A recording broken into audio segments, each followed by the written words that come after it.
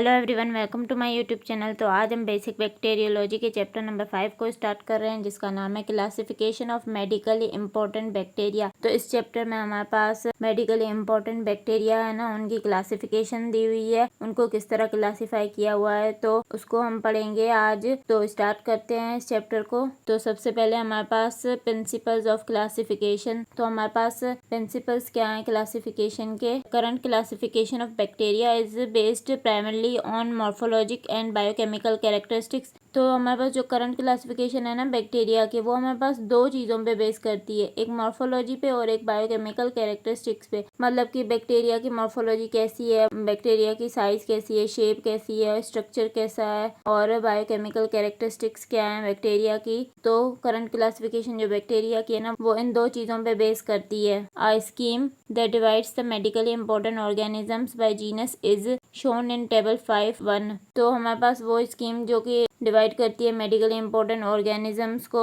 Bye genus के हिसाब से, वो हमारे पास जो है ना वो टेबल 5.1 में दिखाई हुई है। तो ये टेबल 5.1 मैं आपको नेक्स्ट लेक्चर में बताऊंगी, पहले ये हम सारा पढ़ लेंगे फिर वो टेबल देखेंगे हम। For pedagogic purposes, this classification scheme deviates from those derived from strict taxonomic principles in two ways। तो हमारे पास एजुकेशन पर्पस के हिसाब से, मतलब आसानी से पढ़ने और समझने के हिसाब से, ये क्लासिफिकेशन स्कीम जो है ना वो हमारे पास जो ड्राइव हुई है ना स्ट्रिक्ट टैक्सोनॉमिक प्रिंसिपल से, ये हमारे पास फिर डेविएट कर जाती है दो तरीकों से, ताकि हम आसानी से फिर इसको समझ सकें। तो ये दो तरीके कौन से हमारे पास। Number 1, only organisms that are described in this book in the section on medically important bacteria are included। तो हमारे पास इस बुक में सिर्फ उन ऑर्गेनिजम्स को डिस्क्राइब किया गया है जो कि हमारे पास मेडिकली इंपॉर्टेंट बैक्टीरिया वाले सेक्शन में है ना, उनको सिर्फ डिस्क्राइब किया गया है। नंबर 2 क्या हमारे पास, because there are so many gram negative rods they are divided into 3 categories, respiratory organisms, zoonotic organisms and enteric and related organisms.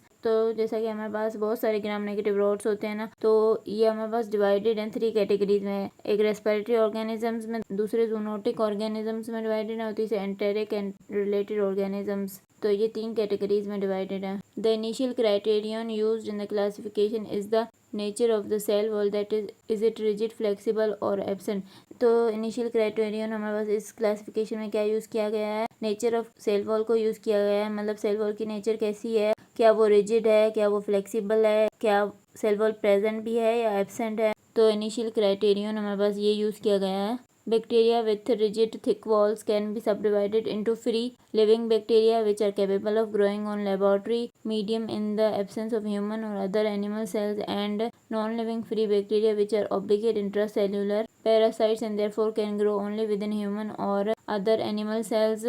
वो बैक्टीरिया जिनकी जो है ना रिजिड और थिक सेल वॉल्स है ना, मतलब कि सख्त और मोटी सेल वॉल्स है ना, वो हमारे पास फर्दर सब डिवाइडेड हैं फ्री लिविंग बैक्टीरिया में और नॉन फ्री लिविंग बैक्टीरिया में। तो हमारे पास जो फ्री लिविंग बैक्टीरिया ना, वो हमारे पास जो लेबोरेटरी मीडियम होता है ना, उसमें आसानी से ग्रो कर जाते हैं इन द एब्सेंस ऑफ ह्यूमन और अदर एनिमल सेल्स। मतलब कि अगर ह्यूमन और दूसरे एनिमल सेल्स एब्सेंट भी होंगे ना, तो भी वो ग्रो कर जाएंगे लेबोरेटरी मीडियम में। और जो हमारे पास नॉन फ्री लिविंग बैक्टीरिया होते हैं ना, ये हमारे पास क्या होते हैं, ये हमारे पास ऑब्लिगेट इंट्रासेल्युलर पैरासाइट्स होते हैं। ये सिर्फ हमारे पास ह्यूमन और अदर एनिमल सेल्स में ग्रो कर सकते हैं। The free living organisms are further subdivided according to shape and staining reaction into a variety of gram-positive and gram-negative cocci and rods with different oxygen requirements and spore forming abilities। तो जो हमारे पास free living organisms है ना, वो हमारे पास further सब divided है according to shape और स्टेनिंग रिएक्शन। मतलब कि उनकी शेप कैसी है और उनका स्टेनिंग रिएक्शन कैसा है, मतलब कि आइदर कि वो ग्राम पॉजिटिव है या ग्राम नेगेटिव है, तो उस हिसाब से ये डिवाइडेड है वैरायटी ऑफ ग्राम पॉजिटिव और ग्राम नेगेटिव कोकाई और रोड्स में।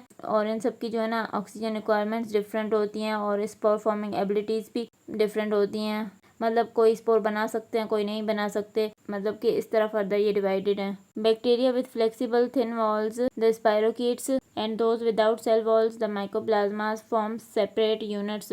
तो एक तो हमने पढ़े कि वो बैक्टीरिया जिनकी सेल वॉल क्या है, रिजिड है और थिक है। अब हमारे पास दूसरे बैक्टीरिया कौन से होते हैं, वो बैक्टीरिया जिनकी सेल वॉल जो है वो फ्लेक्सिबल है, थिन है। उसमें हमारे पास कौन से आ जाते हैं, स्पायरोकीट्स आ जाते हैं। और इसके अलावा हमारे पास एक और बैक्टीरिया होते हैं जिनके पास सेल वॉल नहीं होती, वो हमारे पास कौन से हैं, माइकोप्लाज्मास। ये हमारे पास सेपरेट यूनिट्स दोनों बनाते हैं। मतलब कि इनको हम अलग अलग डिवाइड कर रहे हैं ना सबको, कि एक बैक्टीरिया जिनके पास थिक रिजिड सेल वॉल है, दूसरे बैक्टीरिया वो जिनके पास फ्लेक्सिबल थिन वॉल्स हैं, और तीसरे कौन से हमारे पास हैं, वो बैक्टीरिया जिनके पास कोई सेल वॉल नहीं है। Using these criteria along with various biochemical reaction many bacteria can be readily classified into separate genus and species. तो जो हमने अभी ऊपर क्राइटेरिया पढ़े उनको इस्तेमाल करके और साथ में बायोकेमिकल रिएक्शंस वगैरह को देखें डिफरेंट बैक्टीरिया के, तो फिर हम बहुत सारे बैक्टीरिया को आसानी से क्लासीफाई कर सकते हैं सेपरेट जीनस और स्पीशीज में। However, there have been several examples of these criteria placing bacteria into the same genus when DNA sequencing of their genome reveals they are significantly different and should be classified in a new or different genus। तो हमने जो अभी criteria पढ़े हैं उस हिसाब से हमने क्या किया है कि बैक्टीरिया को क्लासीफाई किया, लेकिन हमारे पास इस क्राइटेरिया में ऐसे बहुत सारे एग्जांपल्स हैं कि हमने जो है ना बहुत सारे बैक्टीरिया को सेम जीनस में प्लेस कर दिया, लेकिन उनके जो जीनोम है ना उसमें जो डीएनए सीक्वेंसिंग है ना वो रिवील करती है कि ये बैक्टीरिया जो है ना वो हमने प्लेस किए हैं ना सेम जीनस में वो आपस में डिफरेंट हैं। तो हमें क्या करना चाहिए कि इनको एक न्यू या डिफरेंट जीनस में क्लासीफाई करना चाहिए। For example, an organism formerly known as Pseudomonas cepacia has been reclassified as Burkholderia capacia because the base sequence of its DNA was found to be significantly different from the DNA of the members of the genus Pseudomonas. हमारे पास एक example दी हुई है कि एक organism है जो कि पहले सुडोमोनास कैपेशिया था, अब हमने उसको रिक्लासीफाई कर दिया है बर्कहोल्डेरिया कैपेशिया में, क्योंकि इसके डीएनए में जो बेस सीक्वेंस है ना वो हमारे पास डिफरेंट है जो जीनस सुडोमोनास के मेंबर्स है ना उनके डीएनए से, तो इसलिए हमने जो है ना इसको रिक्लासीफाई कर दिया।